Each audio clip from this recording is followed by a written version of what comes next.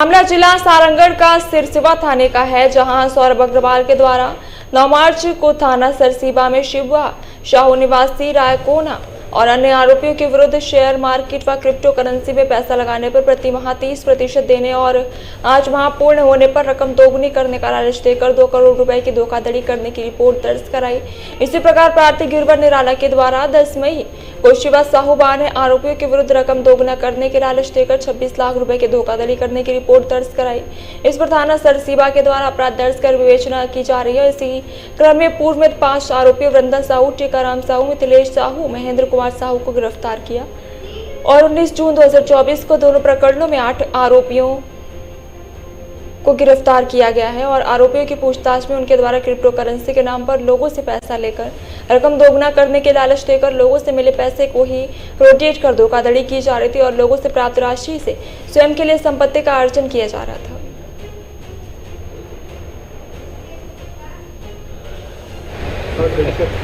ये थाना सरसीवा का एक मामला है जिसमें करीब ये 9 मार्च का मामला है।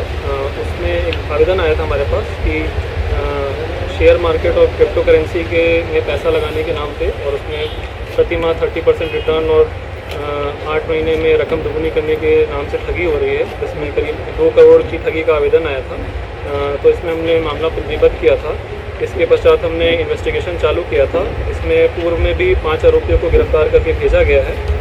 इसके पश्चात एक और हमारे पास प्रार्थी आए थे जिन्होंने इसी तरह 26 लाख की ठगी का सेम शिकायत किया था।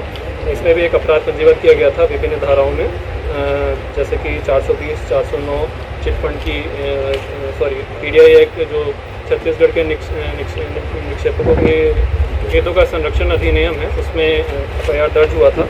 तो इसमें अभी जो मुख्य आरोपी था शिवा साहू और उसके साथ अन्य 7 लोग जो थे वो फरार थे। तो अभी हमने इनके जितने भी लोकेशंस थे उसमें हम लगातार दबिश दे रहे थे, जो भी हमारे पास इंफॉर्मेशन आ रही थी।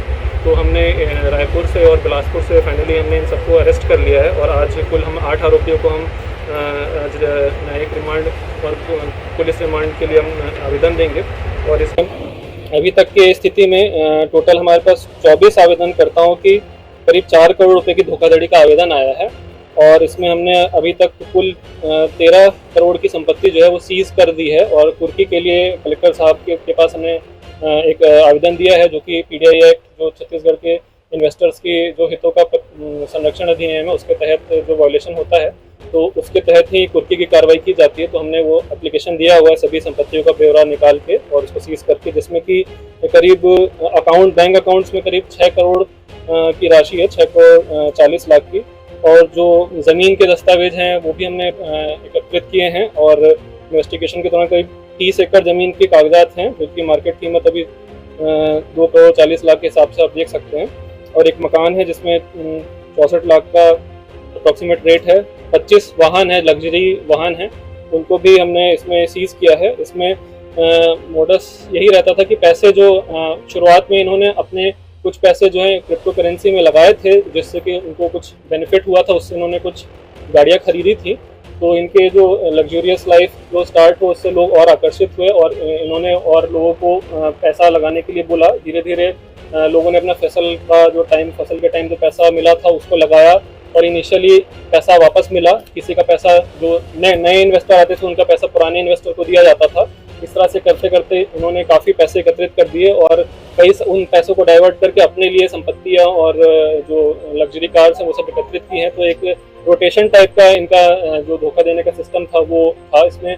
उसके बाद जो है अभी तक की जांच है उसमें फ्रेश क्रिप्टो करेंसी खरीदने का तो डेटा नहीं आया है, लेकिन जो ट्रांजैक्शंस हमने स्टडी किए हैं उसमें यही समझ में आ रहा है कि जो एक इन्वेस्टर का पैसा दूसरे इन्वेस्टर को बेच के एक लग्जूरियस लाइफ को दिखा के एक अट्रैक्ट करने का तरीका था, जिससे कि लोगों का पैसा जो है ठगा जा रहा था। इसमें जो साथ में जो इनके साथ संलिप्त सभी लोग जो इन्वॉल्व थे, जो इनके ऑफिस में काम कर रहे थे, जो जो भी इन्वेस्टर्स उनको ट्रैक करते थे विभिन्न तरीके से, उन सबको हम लोग पूछताछ करके और उनकी जो एविडेंस आया उसके बेसिस पे हम लोग उनको अरेस्ट किया। क्या लग रहा है आप लोग के द्वारा और कितने लोगों को पैसा खरीद लिया है? अप्रोक्सीमेटली इसकी संपत्ति देख के और अभी जितना हमने ट्रांजैक्शन देखा है 4 करोड़ तक का तो हमारे पास आवेदन आ गया है बट काफ़ी सारे जो मोबाइल में भी रिसिप्ट्स हैं उसको भी हम खंगाल रहे हैं, तो 10 से 15 करोड़ तक का जा सकता है जो टोटल ठगी का वॉल्यूम है। तो मोबाइल में भी हमको उसके बहुत सारे रिसिप्ट्स वगैरह मिले हैं। कुछ लोग का पैसा दिया भी गया है, कुछ लोग का कुछ पैसा दिया है, कुछ बचा है, और बहुत लोग का कुछ भी नहीं पैसा मिला है। तो वो सारे हम लोग उस पर वर्क करते हैं। सर लोगों को धोखा दिया जाता है, पैसा डालकर आपके पैसे वापस किया जाए, क्या माना जा सकता है? एक मैसेज देना चाहेंगे लोगों को कि बहुत लोग धोखा गया है। बिल्कुल, कोई भी अपना पैसा, आपका जो मेहनत से कमाया हुआ पैसा है, आप उसको किसी भी ऐसे कोई दुनिया में ऐसा कोई स्कीम नहीं है जो तुरंत पैसा डबल कर दे। इस चीज़ को ध्यान में रखिए।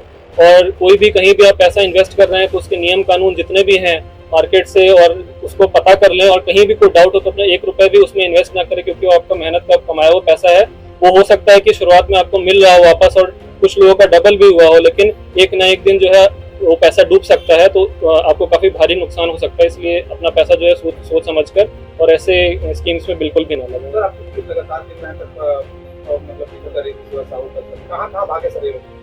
हम लोग काफ़ी जगह हम लोग प्रयास कर रहे थे। लोग ऑल ओवर इंडिया, नागपुर वगैरह में भी लोकेशंस आया था, तो हम लोग प्रयास किए थे हर जगह, लेकिन फाइनली जो है हमको रायपुर और में लोकेशन मिल पाया और हम लोग वहाँ पे टीम भेजे। फाइनली बिलासपुर में भी उनके कुछ साथी थे, तो बिलासपुर भी टीम भेजे, और रायपुर की पुलिस से भी सहयोग लिया हमने, और फाइनली गिरफ्तार कर। क्या माना जाए सर? और जो एजेंट यहाँ काम कर रहे हैं, फिर और साथ लोगों को भी गिरफ्तारी को?